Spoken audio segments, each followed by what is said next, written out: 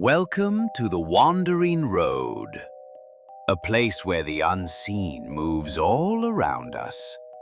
The stories you'll hear aren't just whispered legends. They're shadows that cling, footsteps that follow, and whispers that never fade. Every turn pulls you closer to the unknown, and once you've heard what waits here, the night will never feel the same again. Hey everyone, welcome back to another episode of the Wandering Road podcast. I'm your host, Chris, and joining me as a guest today is Tommy from the Let's Get Freaky podcast. And not that kind of freaky. Welcome to the show, Tommy. Hey, brother, thank you very much for having me, man. Yeah, we're not the kind of paranormal freaky. That's the kind of freaky we go for. Not the other kind of freaky. Right? Not, sometimes, anyway. That's your other show. That's another show. Yeah, that's the late night freaky show. Yeah. So, welcome to the show, Tommy. Glad you agreed to come on. It's kind of funny. Like, I saw and I listened to your episode from the Ghost Gossip podcast with Ash, and I was like, oh my God, this dude sounds awesome. His stories are great. And I emailed her about it and I was like, this is awesome. Like, he was a great guest. And she's like, do you want me to refer you and introduce you? I'm like, fuck yeah, let's do it. And thank you, man. It was a quick turnaround, awesome. Right? Like absolutely. A few days ago, we got this schedule and you're here now. And we spent like the first 30 minutes chopping it up about football. And we should have recorded that. It'd have been quite. I know. Yeah, we should have. We would have pissed off a lot of Arsenal fans. yeah, they wouldn't have liked what we had to say. They would not like that. You guys are going to bottle the league and City's going to win it again. It's Arsenal time. It's Arsenal time. Right. That Christmas drop. Yeah. Right. Sorry, Arsenal fans. Yeah. But it's probably going to happen. It's probably, and the Champions League. Sorry. But what did they spend, Tommy? What was it? £1 billion with about 900 million on defenders. So go ahead. Good luck. Absolutely. It's a lot more than my team spends, that's for sure. As we were talking before, Leighton Orient is my team. Yeah. That's a proper team. That's a proper team. Not many people are going to know who they are, probably listening to this, maybe. But we're a pretty good team in the UK, in London. So League One, but yeah. Not at Arsenal's level yet. Yeah, you guys will get up there. Yeah, one day, man. Yeah. It's nice. So for listeners that don't like football, you can fast forward. But it's always nice when you see a team like that just come up through and they just stay there. Mm-hmm. Mm-hmm. Yeah. Well, it's kind of, as we were saying before, my local team is AFC Bournemouth. And sorry, we're going to go down football talk. Sorry. Yeah. But they were like League Two, which is the lowest league in the football. It's not the lowest league, but it's like the lowest professional league. Sure. Even though they nearly went to the conference, even though the conference is a professional league. But I don't want to get too deep. But they're in the Premier League, and they're a good side. They're a very established Premier League side now, Bournemouth. So anyone can do it. So hopefully Orient do it one day. Hopefully you guys get some investors, and like they did with Wrexham. How they just oh man, yeah. They kind of just they came up to the championship and kind of petered out, but hopefully that happens to Leighton Orient. You need some new flavor, coming up. It's always like the same 15 teams that are always there. I was hoping Everton would get relegated, but that one season, nearly. we Orient were nearly. How long ago was it now? Going back 10 years ago now, Orient nearly actually vanished because we got a corrupt Italian owner that nearly destroyed us. Wow. He was a part of like the Italian mafia, crazy guy. And he bought Orient and he said he was going to start pumping loads of money into the club, which he did. He started spending like silly money on players. And then I don't know if he lost interest or he was just always going to go crazy, but he just decided to stop paying the players, stop paying the staff, nearly destroyed the football club. We was like a club on the verge of the championship to then conference. We literally dropped out of League Two. We went into the conference, and we fought our way back. We actually got investors from the US And Dunkin' Donuts was the head of Dunkin' Donuts bought Orient and saved us, and and we're back. We're back, man. Yeah. All right. Before we lose everybody, Yeah, people are like, what the heck is this? like we're here for ghost stories, not sorry. football talk. Yeah, Tommy and I decided we're going to start a football podcast. Yeah, I think in we the should. future. I think we that'd should, be man. fun. Let's do it. Yeah, that'd be fun. Let's get footy. Like Yeah. Oh, bro, yes. trademark. that's- Nobody steal that. save shit. that. Save that right now. Right? That's amazing. Let's get footy. Oh, mate. Yes. Yes. Hell yeah. I can Yeah, see it now. Let's go. yeah, that'd be fun. All right, my good sir, let's jump to what the people are here for. Some paranormal experiences. Yes. So Tommy, why don't we start from the beginning? What's the earliest paranormal experience you've had or ghost story you were exposed to as a child? And how'd you get into this field? To be honest, since day one, since I can remember, I was always a bit of a weird kid. I was always very scared of the dark.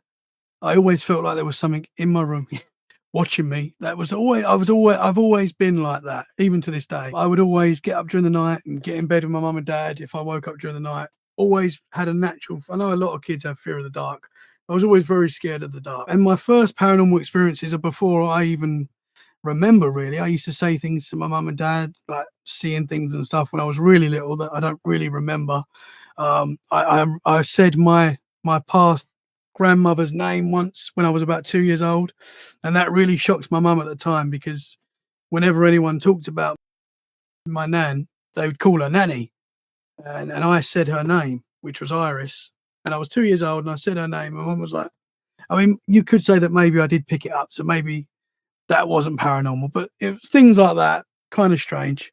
At 2, Yeah, it's a bit, and it's quite an odd name as well, Iris. It's not a name that you hear a lot.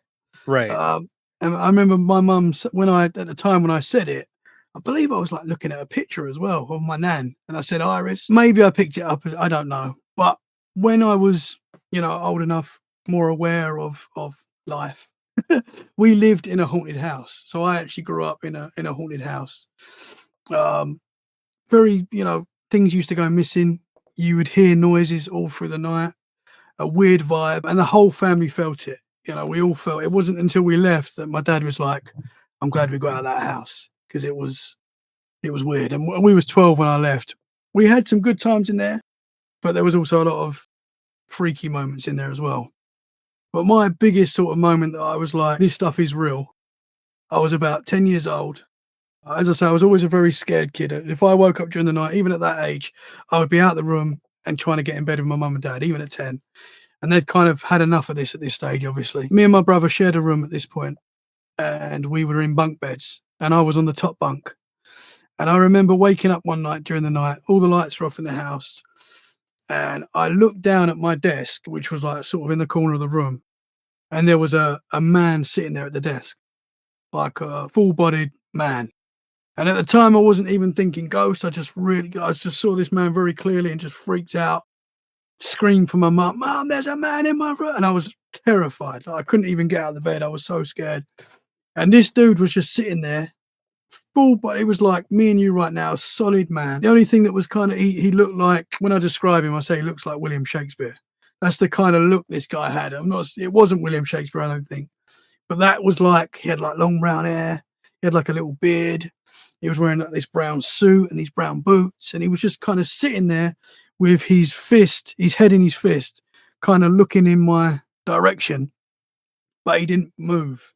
He didn't smile. He didn't change his face. He was just looking, didn't blink as far as I'm aware. But he was just there, solid. And I wasn't even thinking ghost. I was just freaking out. My mum's come running in. And I'm like pointing to the man. I'm like, "There's a man in my room. There's a man." And she couldn't see him. And she's kind of trying to calm me down. She's gone over to where the man is. I don't know if she's gone through him or anything like that. But she's come back and she's like, "There's no man in the room." And she's got kind of angry at me because I was like 10 years old and I'm still playing up every night and getting in bed with my mum and dad. I can imagine it was a pain. And my mum will listen to this and she'll say sorry, because every time she hears me talk about this, she apologizes.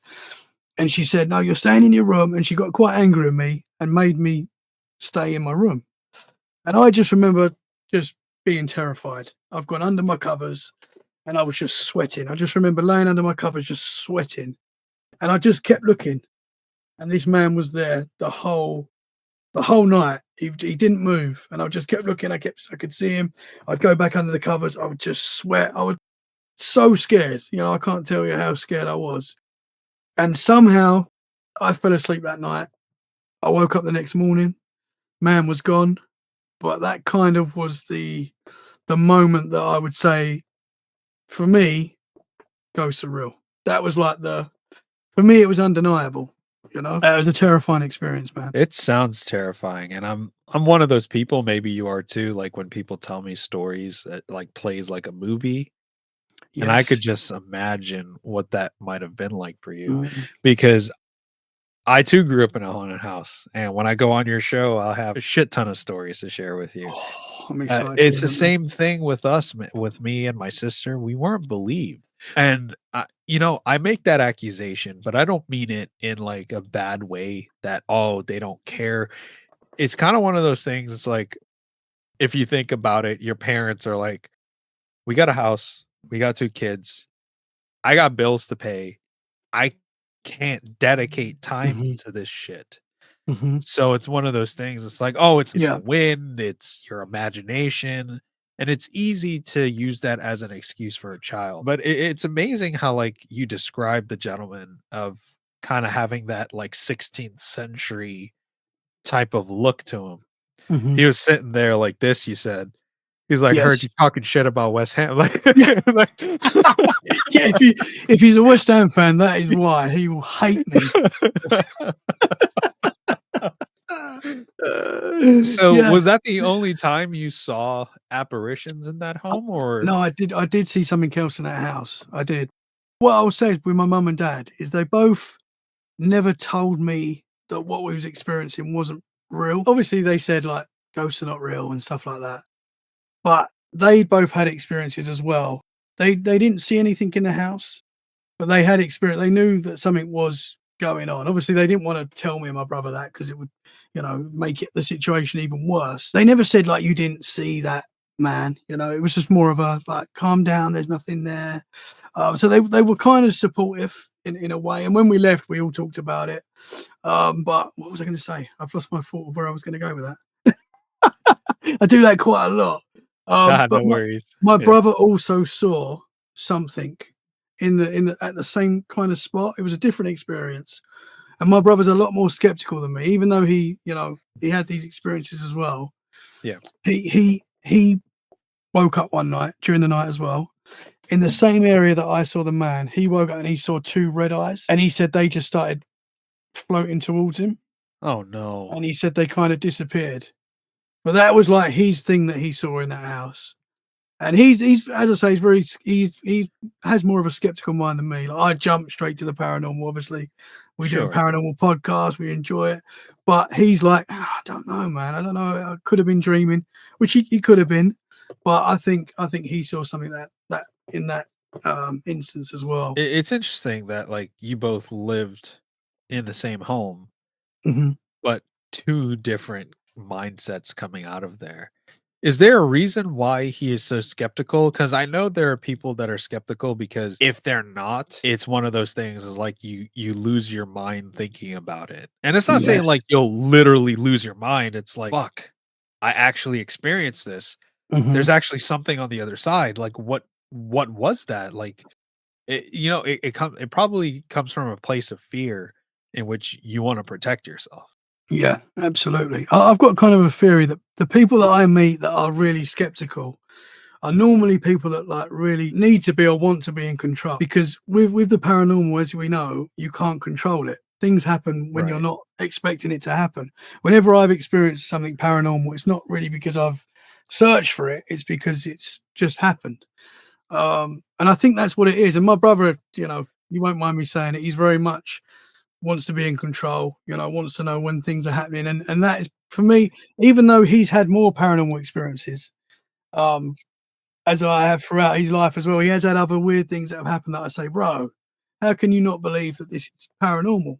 But he will still say, yeah, but it could be my imagination, which I'm not saying it's not, it's his experience. But Right. at the same time, there are people that will see something, because you must talk to people all the time, as I do as well, that you talk to them about the paranormal, and it's normally the guy at work that's not interested in this kind of stuff. Right. And they'll go, oh, you do a podcast about paranormal? So I don't believe in any of that stuff. But they'll always go, a lot of the time, there was this one time, and they tell you an incredible story. And you're like, how can you not believe in the paranormal? You've seen a ghost, Right. or And it's whatever like, oh, it was the probably a story. gas leak. Yeah. It's Some no. shit like that. It's Yeah, like, mate, I think that's a coping mechanism because it is scary, man. Like, it is scary. The paranormal is scary. We don't want to wake up and see someone standing there, which happens. so in the house that I used to live, so me and my wife, we just moved houses. Like it's been a year now. We're in this new home. The previous home we were in, the previous owner died in the home, and he was there. If you started doing like renovations and stuff, he would make himself known and weird shit. My sister would come and dog sit for us because we would go out of town to visit our friends and stuff. And she was on FaceTime with my one cousin one time, and like she's on the phone walking up the stairs, and my cousin, who can see stuff, like a lot of people in my family can feel and see things with the Mhm. paranormal. So what's interesting is that the older we've gotten, the more we've accepted it. She says to my sister, there's like an old man behind. My sister's like, yeah, I know. It's whatever. He's like, he's not angry. He's just curious. He's just, wondering, making sure everything's okay type of thing. What's crazy is like my mom would come to visit when we're in that house, and me and my wife and my sister, we'd go out somewhere, and my mom would just stay there with our pets, just to relax or whatever. And she'd be like, oh, I saw your wife's grandmother. She just passed by just to check up on her. So Yeah. it's one of those things where, it doesn't have to be scary. Mhm. Mhm. It can be scary in the sense that like you can't understand like how or why that's happening or whatever reason, but it just tends to happen. And sometimes, like you said early on, you feel like this overwhelming feeling that you're being watched. There'll be sometimes I'm like laying in bed, Tommy, and I got it's like 2 o'clock in the morning. My wife's passed out. Both of our dogs are passed out on the bed. And I'm laying there watching Lord of the Rings. I don't know if you sleep with your door open or if you have your door shut. So my wife likes to sleep with the door open. Mhm. I would just be laying there and something will tell me just look over to the doorway. Do I expect to see something? Do I want to see something? Is a shadow gonna peek over? And Mhm. there are a few times I it's like I'll be up doing something and I look over and you think you see something just flicker by and you think about it and it's like, did I actually see something? Mhm. What is Mhm. it? I don't know. I can't sleep even now. So if the wife's home, we will sleep in the dark. But if the wife's not there for any reason, or I'm on my own, I have to have a telly on, or I have to have some sort of light on, or a podcast playing. I can't, to this day, I can't sleep in the dark on my own. I know that sounds quite wimpish, but I can't do it to this day. If I'm in a hotel, wherever or whatever, I cannot sleep in the dark on my own. I just can't. I've just seen too much to know that something can pop up at any moment. That's the effect. I can't sleep in the dark on my own. I'm very scared of the dark. I don't blame you. I have to fall asleep to an audiobook. Like I will put my AirPod in and I will Yeah, I do that. Yeah. go to sleep and listen to something that's comforting. But going back to your childhood, Tommy, what other things did you see? So we started with the bootleg William Shakespeare that was staring at you because you're talking shit about West Ham, um, and That your explains a brothers, lot. Yeah. right? Your brother saw the floating eyes.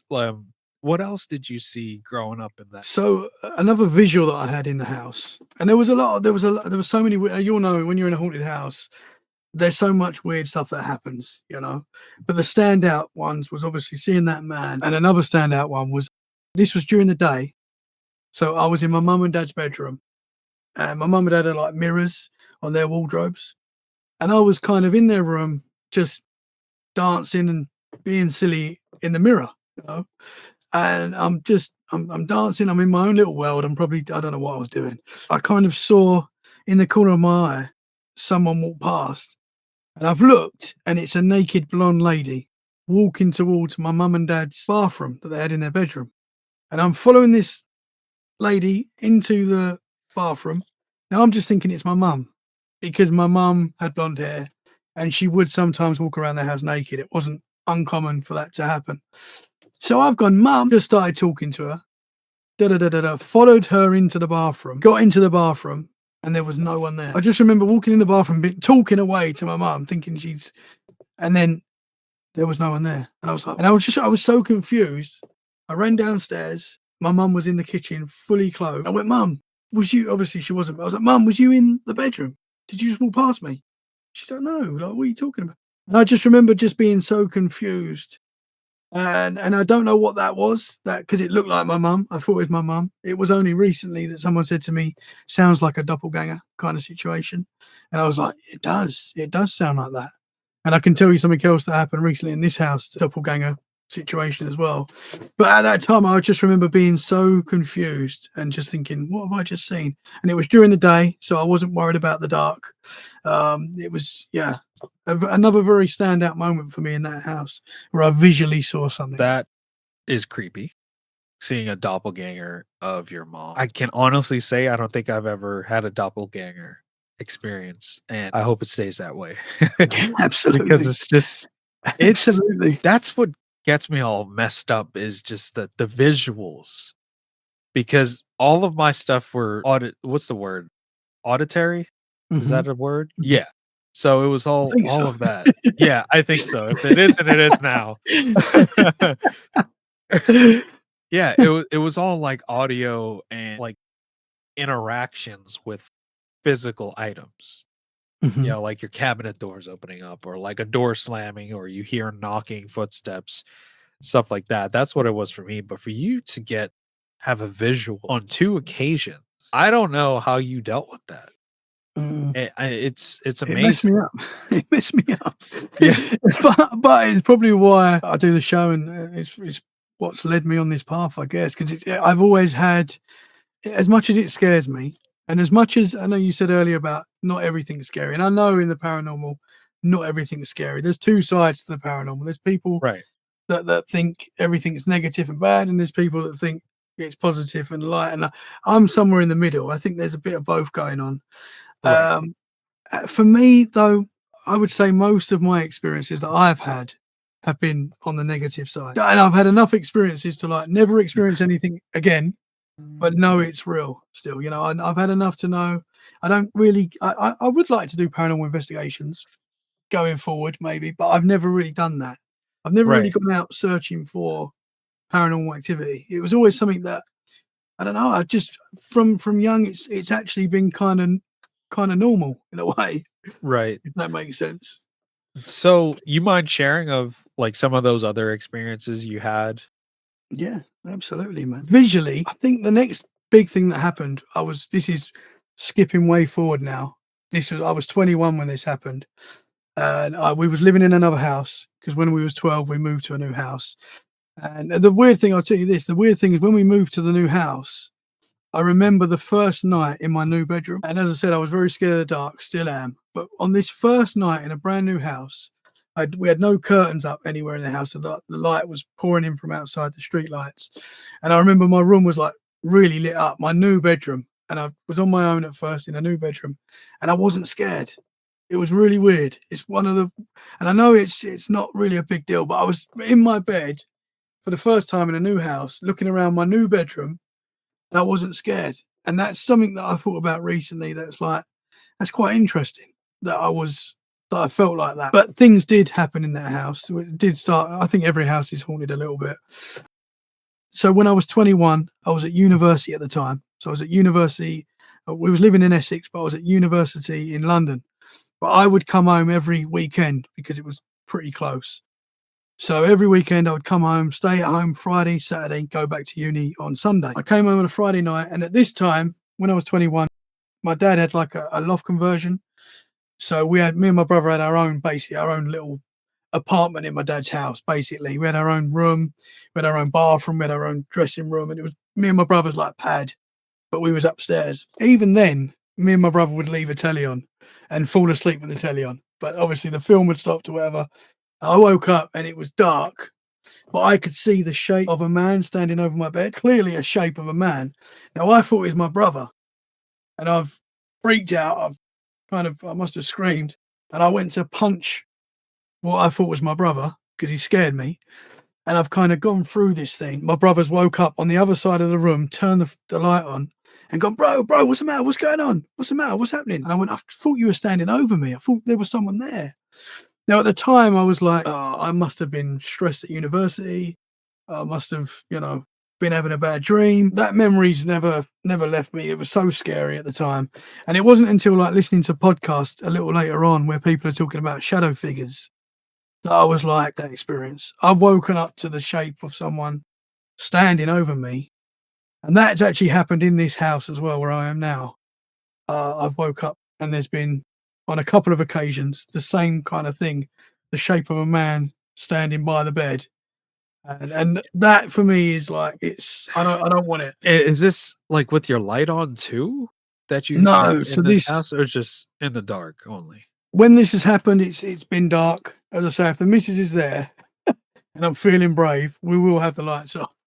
I know that sounds really sad, but I've woken up to the shape of someone standing there, and it's scary. Even if you wake up to like your kid standing there at night, that's scary. Yes. You've had that before, where you wake up and your kids come in the room. That's freaky. But to wake up and see like the shape of a man, yeah, it's terrifying, man. And another thing happened in this house as well.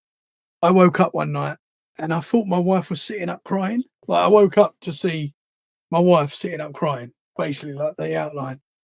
And I've gone, babe, what's the matter? And I put my arm, try to put it on her back, and I've gone through this, whatever this thing was, looked down at my wife, and she's sound asleep. You can say, like, for a skeptical, I try and not debunk, but I try and think on a skeptical, if you can say maybe I'm in a sleep kind of still, but I don't think it is. I think I'm seeing something in that situation, because I think I would see that more often if that was the case. Right. Like if you woke up and you were still like you were awake, but you were still mentally in your dream state, Yeah. where you could see parts of your dream until you come to fully conscious and awake. But I think based off of what you've just shared, I think you have ample evidence to prove that, you're encountering shadow people. But what scares me the most is what you just said. It looked like your wife. Like the shape of what I just The thought it was shape my wife. the shape of your wife. Mhm. And that never gives me any positive feeling. No, man, no. And I literally went to like touch her back to like say, what's wrong? I thought she was sitting up crying, so something's not right. And I've gone through like whatever this thing was, looked down, and my wife's just sound asleep. It was such a weird, like, mind. What is going on? It was so strange. And then Right. obviously now I'm aware of shadow figures and things like that. When I was 21 and I first saw the shape of a man standing there, I didn't know what a shadow figure was then. I'd not Right. heard that term, and I'd not looked too deeply into shadow figures, Hat Man, and things like that. It wasn't until later on realizing, thinking, you know what, that is what I experienced. I saw the shape of someone there, darker than the dark room. When people say it's darker than dark, that's Right. exactly what it is. It's like you're in a dark room, but this thing stands out. It's so strange. I have so many questions, but I also want to get back to more of your stories from that haunted home in your childhood. But I will ask you one question. What do you think it is? Do you think it's just shadow people and you have the ability to see them and they know that you do, and that's why they present themselves to you? Or do you think there's something more by coincidence? You have lived in homes that have some sort of negative presence or presence attached to it. That's a good question, man. And I'm not sure. Some people say to me, whatever this is like following me. I don't like to think of that. I don't like to think that's what it is. No, please no. But I get the impression, especially with the times that I've seen someone standing there, it's like they're there watching you. It's like they're trying to give you some sort of message or something. I don't know what it is. Right. I don't get a good feeling from what these things are. When it's happened in this house, it's funny because I have been scared I have been very freaked out, but it's not as the fear when it's happened here. It's not been like it was when I was 21, and it wasn't like it was when I was a kid and I saw the man in my room. You could argue maybe that's just I've got a little bit older. I know a little bit more.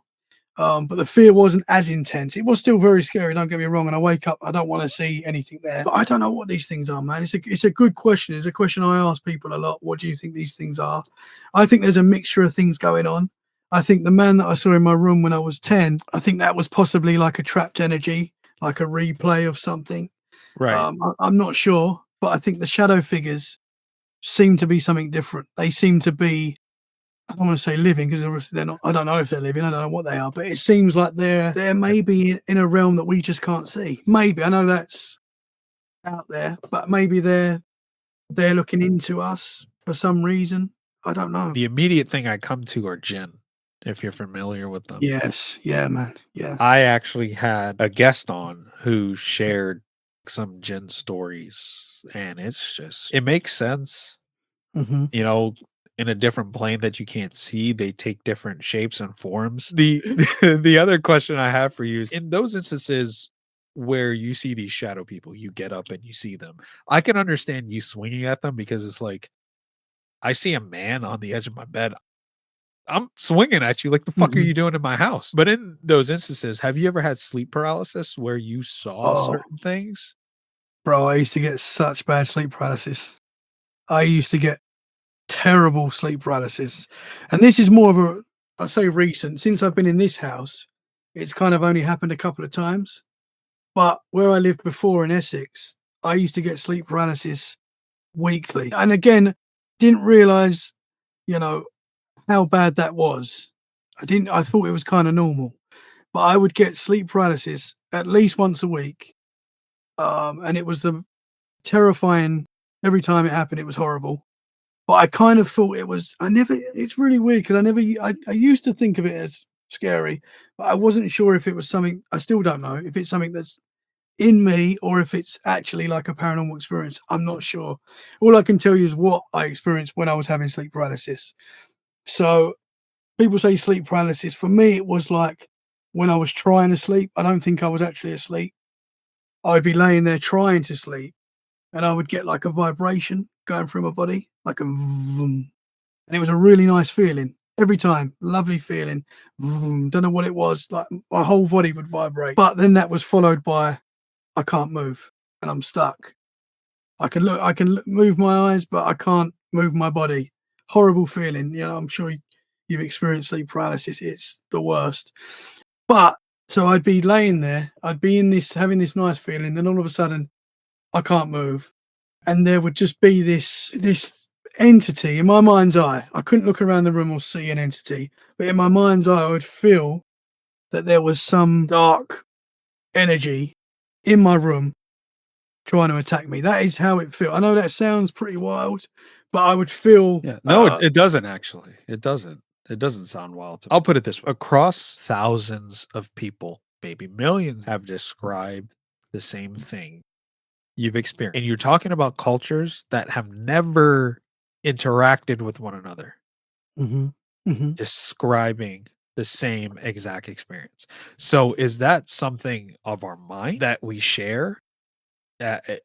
Something within the human brain that allows that to manifest and to project our subconscious to a visual medium into like a 3D world for us to see?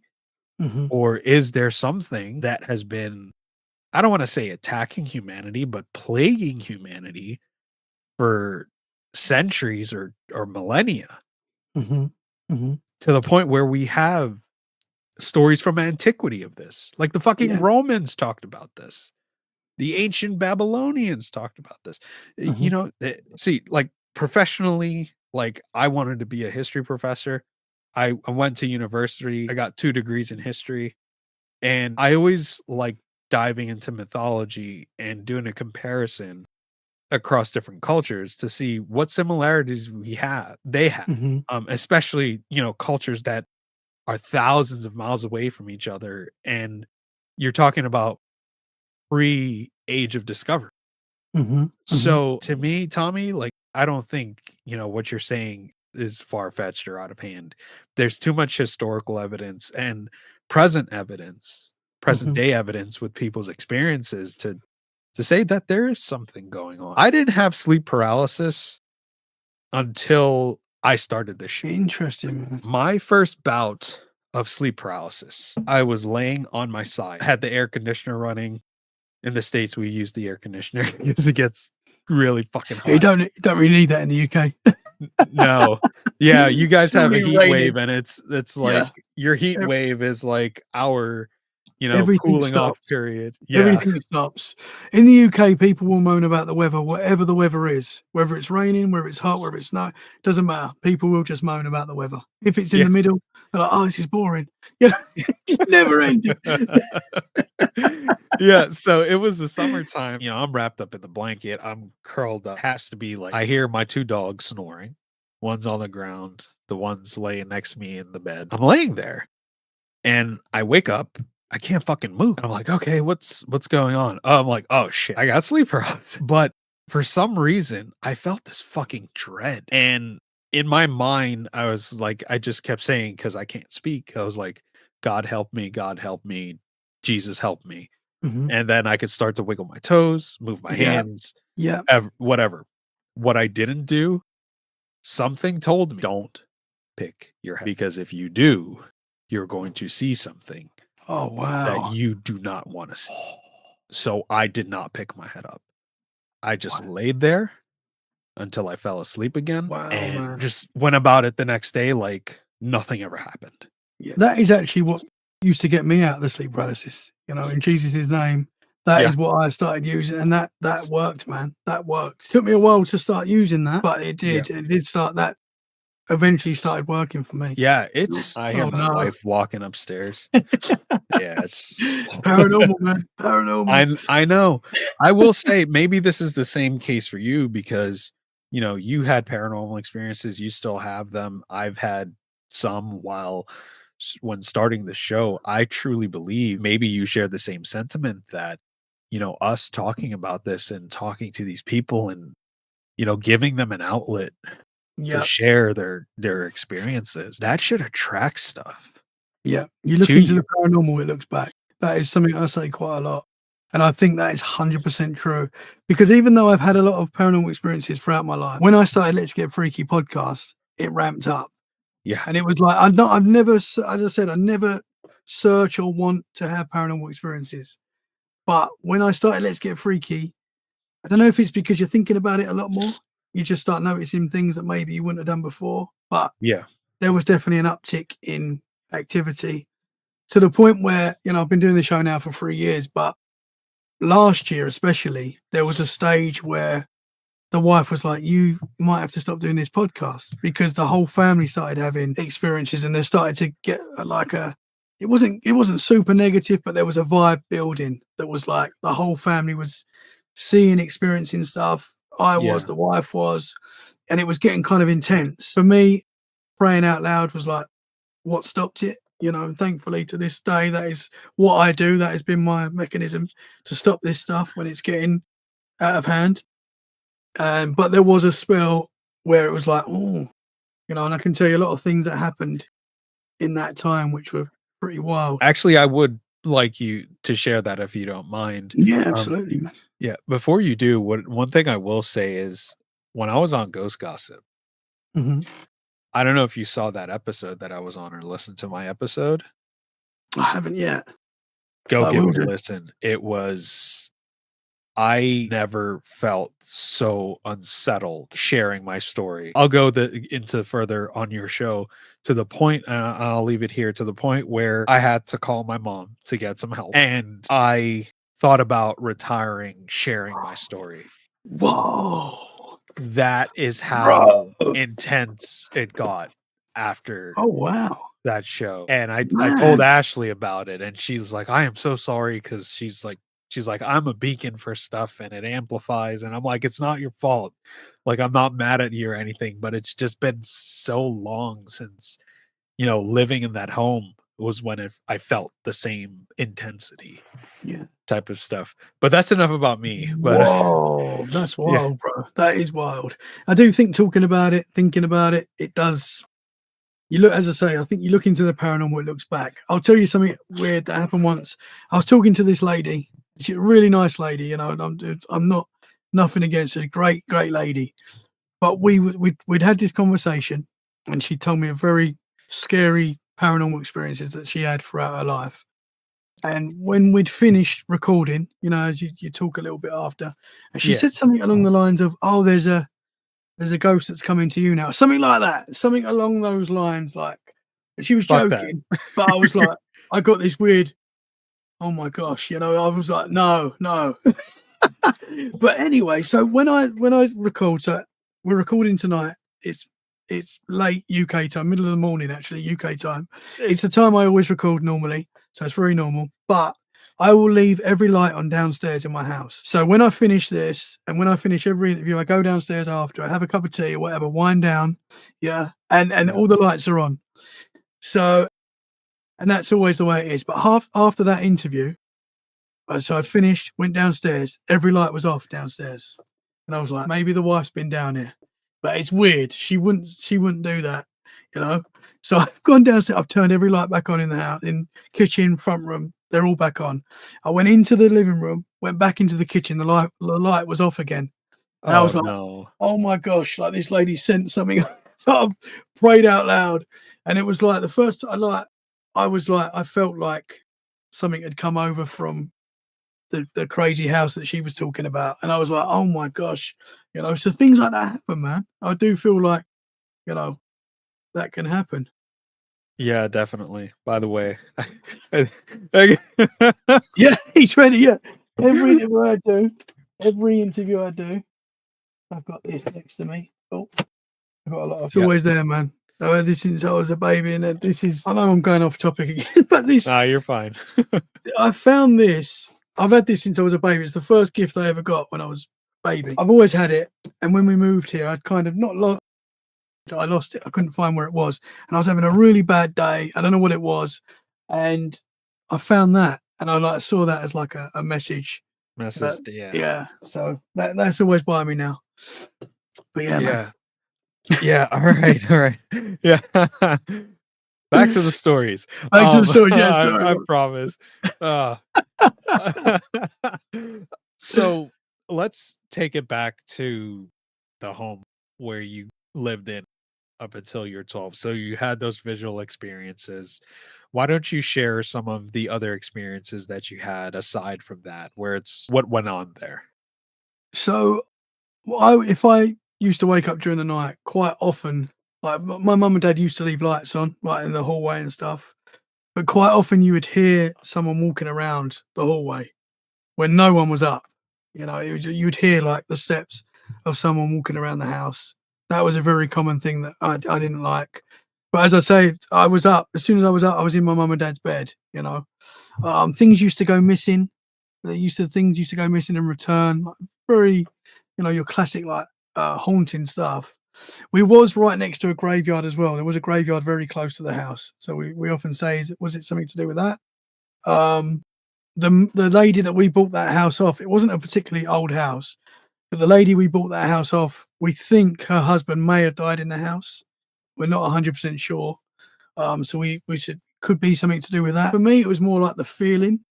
Like I remember there was this one time I was young at the time. I was in primary school, and I was off school one day. I was sick. I was off school, and our primary school was pretty close to the house. It was like a minute walk.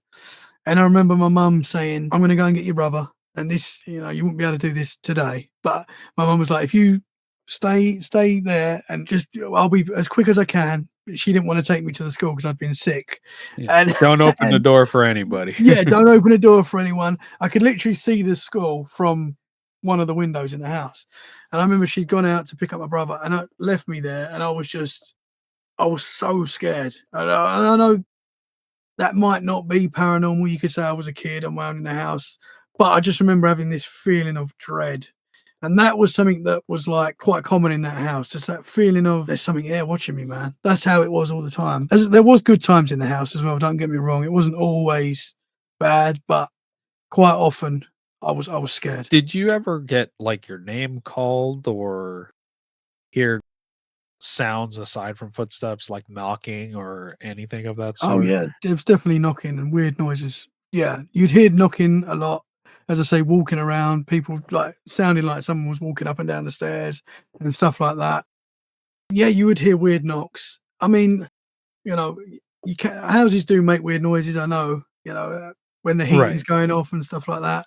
But yeah, you would hear a lot of strange noises. I can't remember hearing voices or anything, but that is something that's happened more recently in this house where there's been like you hear someone calling you. I remember once I just finished doing a podcast, and as I say, I went downstairs to the kitchen, made myself a cup of tea, and as I was, I wasn't thinking about the podcast that I'd just done. I was winding down, and I heard very, very clearly like that. It Oh, was like a whisper, but Dad. Now I've turned around thinking one of the kids are going to be there. That is like, I heard it, and I was like, "What the heck was that?" My heart's going boom, boom, boom. I run upstairs to check to see if the kids are all in bed. They're all in bed. Wife's in bed, dog's in bed. It was such a weird, but I clearly heard that. And my wife as well, when I said it was getting quite intense in this house recently, last year, my wife said whilst I was at work, she heard me call her name very clearly. And I call my wife Treek. Her name's Lois, but I call her Treek. It's a name that only I call her. It's like a little nickname. And she heard me go, Treek, from another room. That was at the stage where she was like, you need to stop doing this podcast. wow. But yeah. So that stuff like that's happened. I don't know about you, but I've been in like, and again, I don't know if this is paranormal or if it's something natural to us, but I've been in a sleep and you hear your name called very clearly. And sometimes it's a voice you recognize sometimes, or sometimes it's a voice you don't recognize. Weird stuff, man. Yeah. So I'm curious about later on in life if your parents opened up to you about anything and what they had to say about what they Mhm. went through. Yeah, well, you asked both my mum and dad, they're split up now. They both will say that house was haunted. They both got that. I say the feeling more than anything was like the most prevalent thing to all of us is that feeling of there's something here, there's something not right. That was the vibe. But my mum actually told me, I think it was last week, and bearing in mind I've been doing a podcast, we talk about this stuff all the time. She told me last week that she actually started getting bad sleep paralysis in that house. And that's something I've only just really found out. I've not talked about that. My mum, I need to talk to her more about it, but that was something that she very recently opened up about and said she used to get bad sleep paralysis in that house. And it started, around the time that it was very freaky. There was weird stuff going on. So I found that interesting. They both never saw anything in that house, like a ghost or a shadow figure. I don't think they both say they didn't see anything, but I know they both have in other houses. They both experienced paranormal. So I think it's kind of, as you were saying, it's kind of the family's open to it for whatever reason. There's just some families, people that are more open to this kind of stuff and seem to have experiences. I don't know why that is. They are very open to the paranormal as well. I'm not trying to, insult or be mean to anyone. I think it's more so for people that are more open to this type of stuff. Mhm. So your brother is like a different case. He's had experiences, but it's like, fuck, Yeah. type But of thing. I think that's what it is, though. He doesn't want it to be true. I think Exactly. Yeah. that's, and I get it. I totally get it because it is scary and you can't control it. But he's had enough things to happen that I think he should probably. I think he does believe. I think he Yeah. is.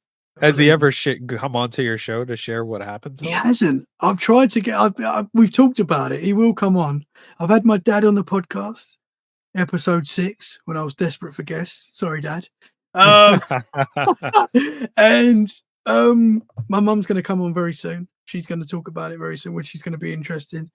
And my brother, yeah, I would like to get him on as well. He, as I say, he tells me when he comes on, he's going to be, he's going to be the skeptic. And I said, that's fine. I quite enjoy talking to skeptics, to be honest. Yeah. And I think, one thing I always say after I share my experience when I go on a different podcast, I always beg the listeners, everything you heard today, debunk me, please.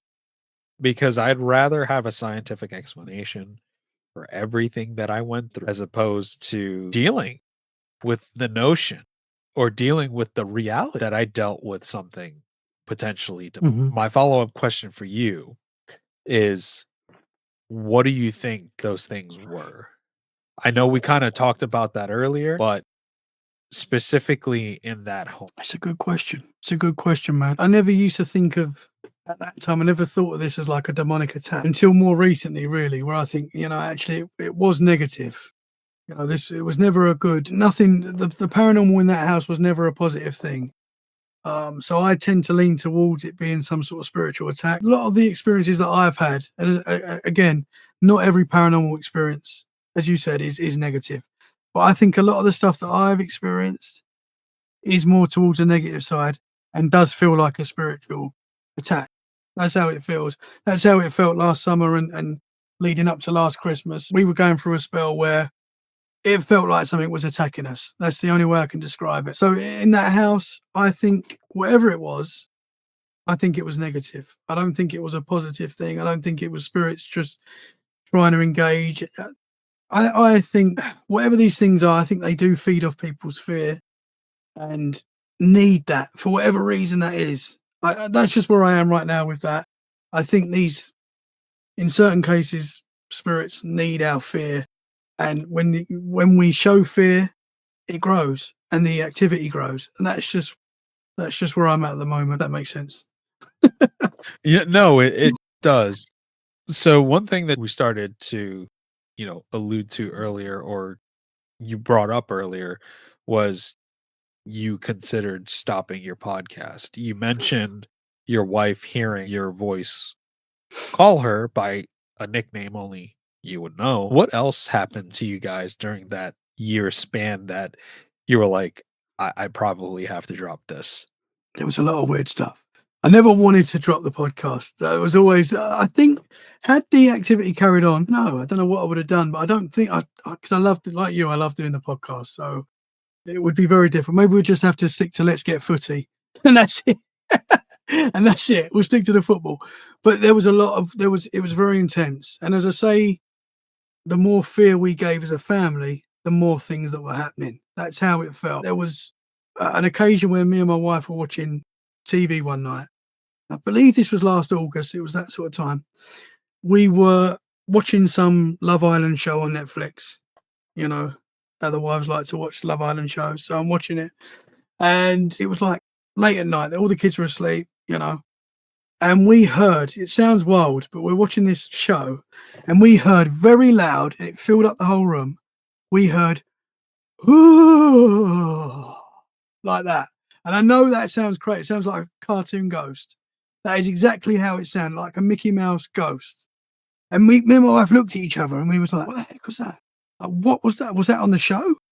Was that on the show? But it like felt like it was in the room. We've stopped the show.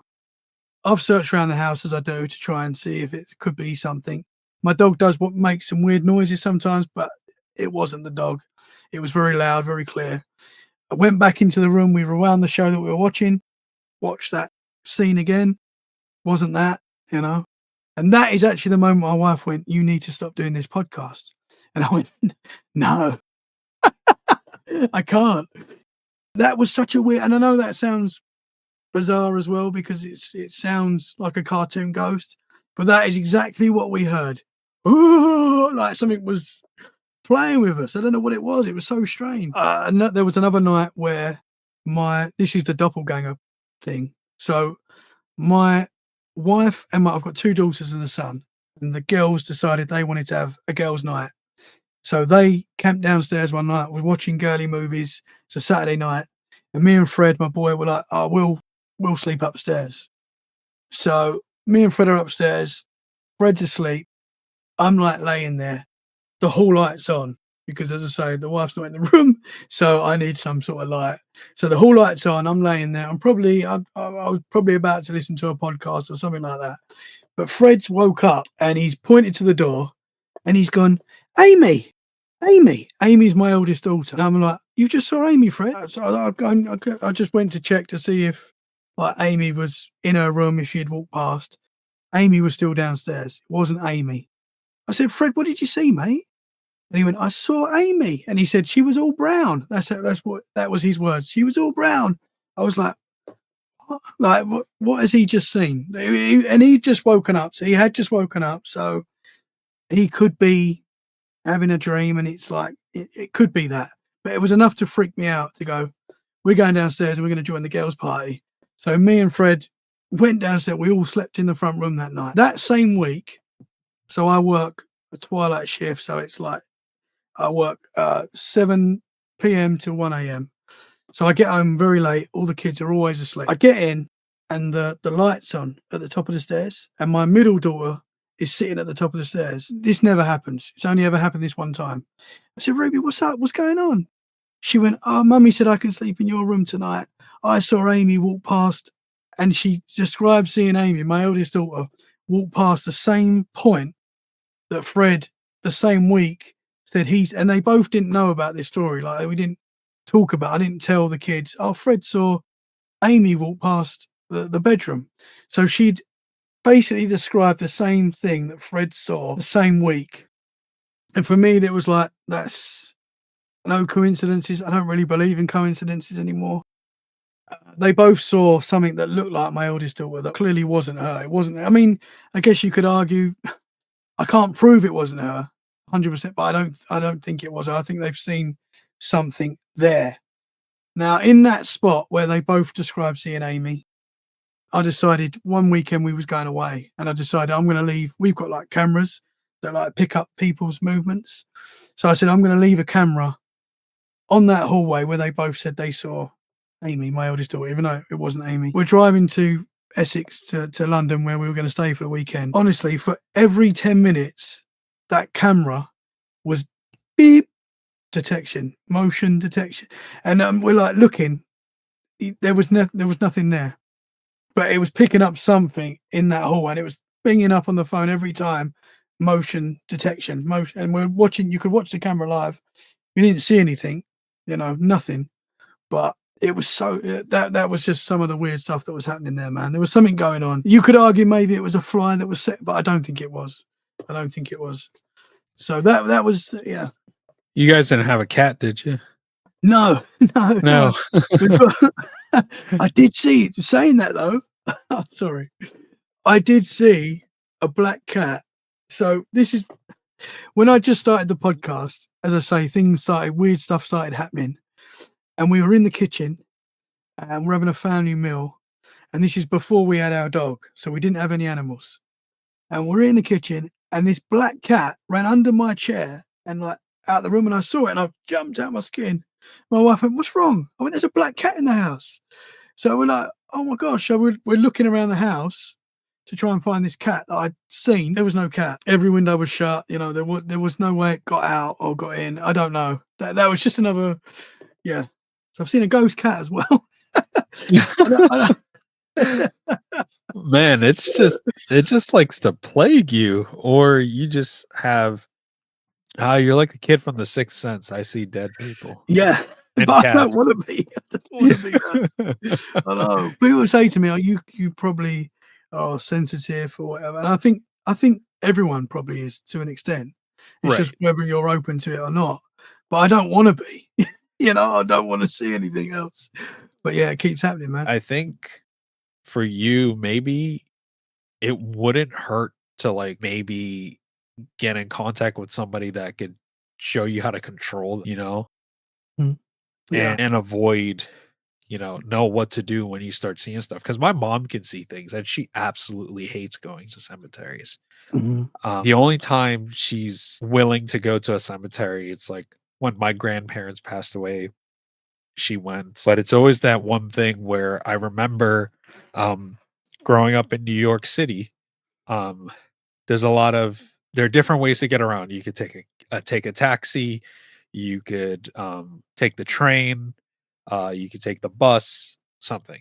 So one of my aunts lived in Manhattan, and to get there from the Bronx, it was easier to just take a taxi. So we get in the cab, and driving through the Bronx, there was this like big ass cemetery we would drive by at night. in the cab, and sometimes I would look over and I would just stare. You know, your kid, curious, never really seen a cemetery before, don't really know what that is.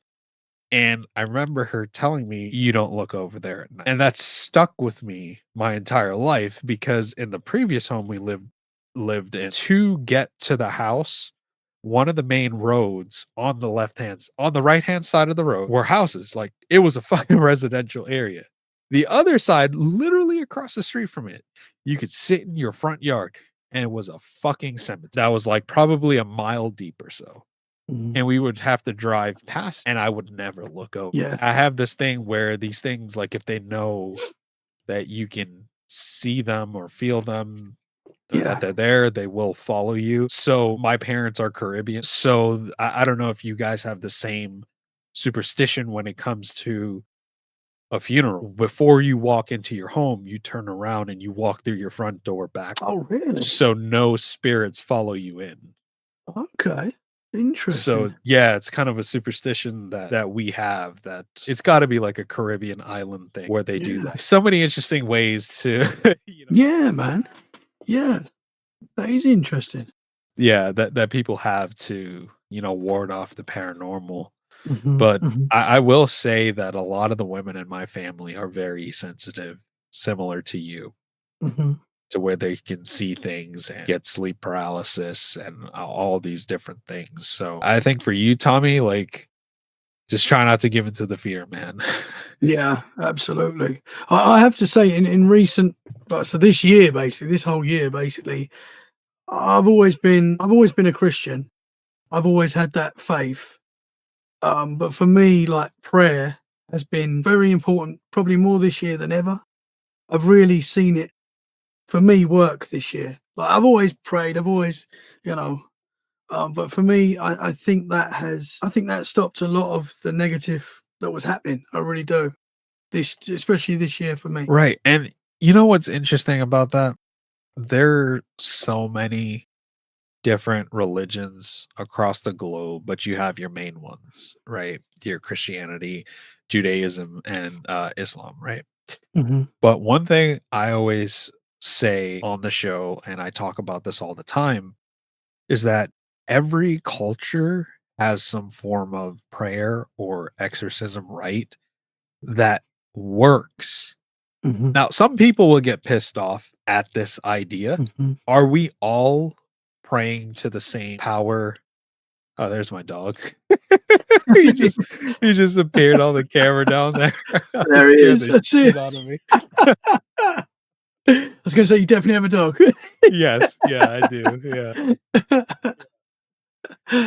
It's so what I was gonna say was like, are we all praying to the same power, deity, but in a different form or fashion because it works? Hmm. Clearly it's working for you. Hmm. It's worked for me, like having my Bible open to like Psalm 91 and just leaving it open, or having an exercise medallion, like it's just these different things that there's more questions than there are answers that probably never get answers to. But I just wanted your thoughts on that. Hmm. Yeah, no, for me, we can only go on what we have experienced. And for me, the power of prayer has been like my savior. That has been what has got me through. I mean, I don't know what would have happened if I'd not started using prayer. And I know that it's going to annoy some people. Not everyone's religious, not everyone has the same beliefs. Totally get that. It's absolutely, yeah. But for me, that is what worked. It was working when I was going through the bad paralysis, and that's what I used then. And I've always had prayer. I've always prayed.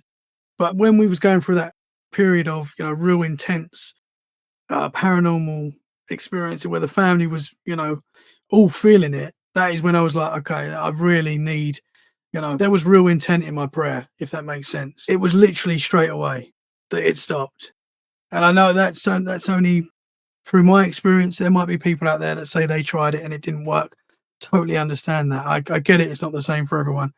But for me, that has been so important. and remains an important part of my life, you know? No, that's completely fair. And to be honest with you, Tommy, for the longest time, I would say up until about age 16 or so, I was an atheist. I was a staunch atheist because, like I said before, and I've said a zillion times on the show, like I'm a student of history. Learning what I learned at the time, it's like, how could there be a God if there was the Holocaust? There's all these different things. You had the Rwanda genocide. You have shit going on around in the world even Mhm. now where it's like people are getting killed by the thousands or have been killed by the thousands and millions in the past. And I'm supposed to pray to something, but it won't intervene to stop the evil. Yeah. Then I had my encounters, like my really bad ones. And, prayer worked to Yeah. help. It made me feel better. I didn't feel as much dread. I Mhm. didn't feel like, I felt like, I was protected. It could have been placebo, my subconscious playing games with me because, I'm trying to push out that fear. Who knows what it could be? But Mhm. from my perspective, like from what I experience, I'm in the same camp as you. It's like, okay, I had these experiences. I tried this method to get rid of it and it worked. Mhm. Mhm. So from my perspective, it does work. Yeah. It may not work for everybody, like you said, but to me, there's two sides to this coin where Mhm. it works and sometimes it doesn't. Mhm. Yeah, As absolutely, man. Yeah, as to why it doesn't work, I don't know. It's like, do you not have the correct intention? You're just doing it for half-assing it, and then I could go on forever. You're on TikTok as well. You Mhm. encounter these people that that are pagans, Hellenic, Norse, and it's like, well, they have their own interactions with their deities as well. Mhm. And I'm a huge fan of Greek mythology. I'm like, how the fuck did you interact with Apollo? What was that like? Did it protect you? So just so many things, so many avenues we could go down. Mhm. Absolutely, man. Absolutely. And, yeah, and people have different ways, and I guess intent is important as well. Like your intent, if you really don't want to be experiencing these things, can we switch it off? All I can go on is what I've experienced, and what, as you say, what works for you. Oh, what was that? It was a little white. You It see was that? like a little, yeah, I saw Don't that. know what that was. That's happened before as well, where there's been weird Yeah. things on the screen. Oh You no. know, it's crazy. Is that when I have guests on, I normally have a plethora of technical issues. With you, I've had no issues Let's at go. all. That's good. It's amazing, like how that Yeah. Yeah. it's always been like clockwork. Like somebody will start sharing a very traumatic paranormal experience, and they'll go choppy, they'll go Yeah. staticky, they'll drop from the call and have to come back. Mhm. There was one creator on TikTok, Kaisa, who she has the Kaisa Spooky Stories page. I had her on the show, and she started sharing this like very, very like vivid sleep paralysis story and this entity that plagued her. And every time she tried to talk about it, it would get choppy and disconnect. Yeah. And the third time she rejoined, I was like, clearly what this is does not want you to talk about it. So let's go on to something else. And from that point on, Tommy, no fucking issues. Do you know what? I've had that same experience. I've had that exactly the same experience. I was talking to a lady called Gina very early on in Let's Get Freaky, and we was talking for like a couple of hours. Everything was fine until she mentioned this certain entity that was like really plagued her life. And she started talking about it. It went funny. Screen froze. We had to start again. I was like, okay. We carried on, and then she started talking about that entity again. It happened again. Screen froze. Okay, twice. Yeah, it could still just be coincidence, whatever. Started doing it again. We actually said, okay, we're not going to talk about that entity anymore. We'll carry on. We'll talk about something else for a bit. We did. Nothing happened.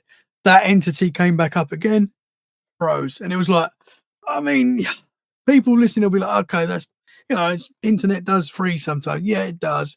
But it was very strange how every time we mentioned this certain entity, it happened, Right.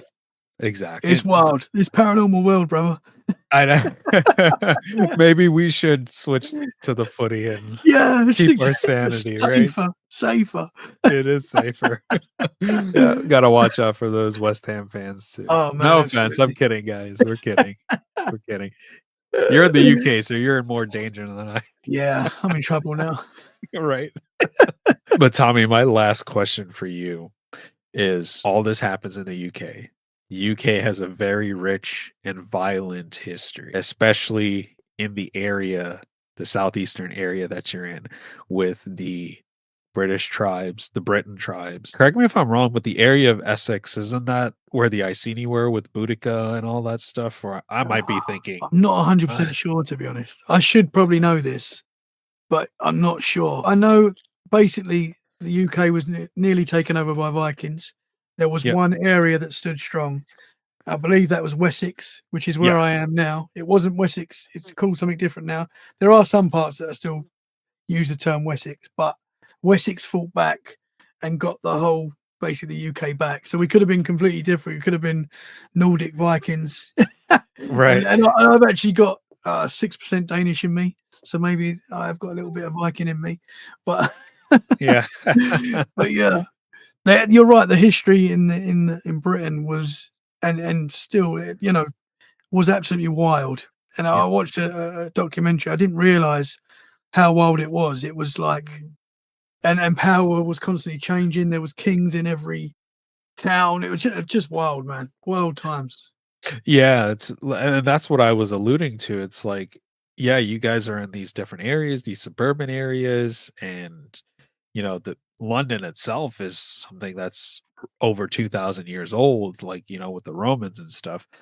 But do you think it might be, and I don't know if you looked into the history of the homes that you previously lived in, it might not just be you, it might be something with the energy of the land, and who knows, like, what happened a Mhm. 1,000 years ago on that same plot of land where your house was. Yeah, absolutely, man. It's very possible.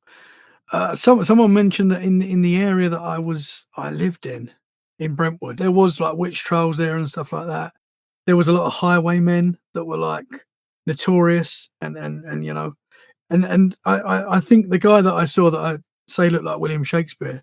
Now he could very well be some sort of highwayman. Thinking about the look that he had, it could be something like that. But yeah, you're right. The history in the UK is wild. I mean, I'm literally 10 minutes from Corfe Castle, which I don't know if you've heard of Corfe Castle, but it's something to do with William the Conqueror, and Okay, yeah. they claim it to be one of the most haunted castles in the UK. I don't know how they measure that, but that's what they say.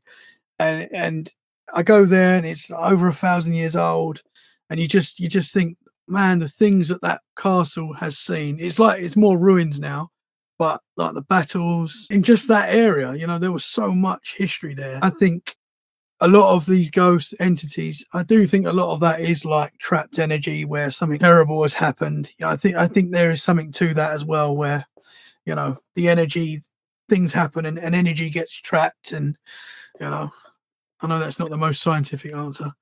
No, but I think there truly is something to it, because I was investigating time slips, and there was this guy in York that he was walking down the street. He like made a turn, and all of a sudden he's in fucking ancient Roman York. And Yes. he's like seeing people like dressed as legionnaires patrolling the street and stuff. So Yeah, it, man. it's very interesting. The entire British Isles is just the history of that area, um, and the mythology and the spirituality involved with, like, the tribes and their beliefs and the druids, and then have Ireland with the oh my goodness, what's the name of the mythical island that appears? Oh, Hybrasil. yes. Yeah. Yeah. Yeah, Yeah. so Your it's knowledge is better than mine, brother. yeah. It's funny, I got, through football and supporting Liverpool, the Anfield Index podcast, it's all Liverpool based.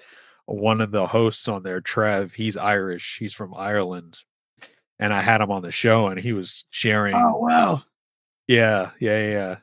He great, great guy, sharing his experiences living in rural Ireland. You know, the stuff about the fairies and changelings and all this different stuff, and it's crazy Hmm. how like all these different parts of the world have these different beliefs and stories. Hmm. We do all have those different stories, different beliefs, but quite often, and this is something I find very interesting, quite often every country kind of has the same kind of experiences. Quite often it's just a different name. Right. Like some might call it fairies, you know, in certain parts of the UK they call them pixies, you know, in like the US you might call it a pukwudgie in New England, but they're like describing the same entities, like pretty much the same characteristics, the same look, the same Right. experiences, but they're just given a different name. I find that very interesting. Yeah, so it makes you think like, is it the same thing just making its rounds? Yeah, yeah. Like, who knows? I've got to And say I as well. Sorry, yeah. Go ahead. Yeah, yeah, yeah. you mentioned about Liverpool. Have you? I believe it's called Bond Street. Have you heard of that in Liverpool? Or it's something like that. It's Bond. I think it's Bond Street. I might be wrong. I know it begins with a B, but there's a town in Liverpool that's very famous for time slips. Oh, So many, are you referring to the gentleman that was like I think it might have been in the 80s.